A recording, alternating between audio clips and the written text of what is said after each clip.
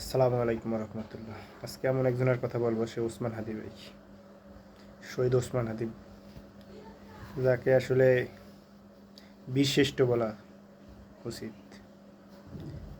কারণ যে মানুষটা ইনসাফের জন্য লড়াই করত, দেশকে ভালোবাসত, দেশকে ভালোবাসার জন্য জীবনকে উজাড় করে দিত, সে আজকে শহীদ হয়ে গেল। গত শুক্রবার তাকে নির্মমভাবে কাপুরুষের মতো পিছন থেকে গুলি করছে। আমরা সবাই তার জন্য দোয়া করব এবং তিনি যে স্বপ্ন দেখত ইনসাফের দেশ, ইনসাফ প্রতিষ্ঠা করা, আমরা সেই ইনসাফ প্রতিষ্ঠা করার জন্য যা যা করা দরকার আমাদের তাই করা উচিত।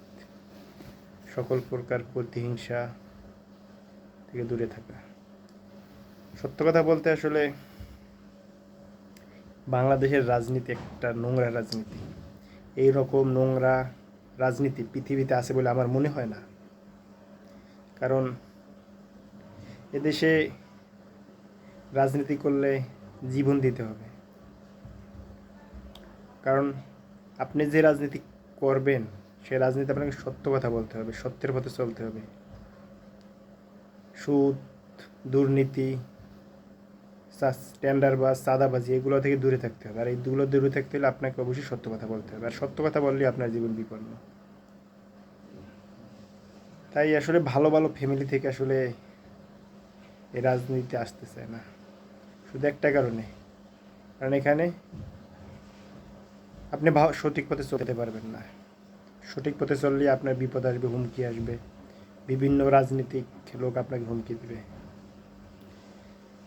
একটা কথাই বলবো, ওসমান হাদি ভাই একজন বীর সৈনিক, তার জন্য দোয়া, আল্লাহ তাকে জান্নাতুল ফেরদৌস নসিব করুক। তিনি স্বপ্ন দেখতেন শহীদ হওয়ার। আসলে এই স্বপ্ন সবাই দেখে, আল্লাহর পথে, ন্যায়ের পথে, ইনসাফের পথে শহীদ হওয়ার। আর যে এরকম খুন হয় আল্লাহ তাকে শহীদ হিসেবে কবুল করে। আর যে ইনসাফের পথে শহীদ হয় সে অবশ্যই তো আল্লাহর তাকে শহীদ হিসেবে কবুল করবে ইনশাআল্লাহ। আমরা সবাই তার জন্য দোয়া করব, বেশি বেশি দোয়া করব, আল্লাহ তাকে জান্নাতুল ফেরদৌস নসিব করুক। এবং আমরা ধৈর্য ধারণ করব, ওই যে দাদাদের আধিপত্য থেকে দেশকে রক্ষা করব, ইসলামকে রক্ষা করব।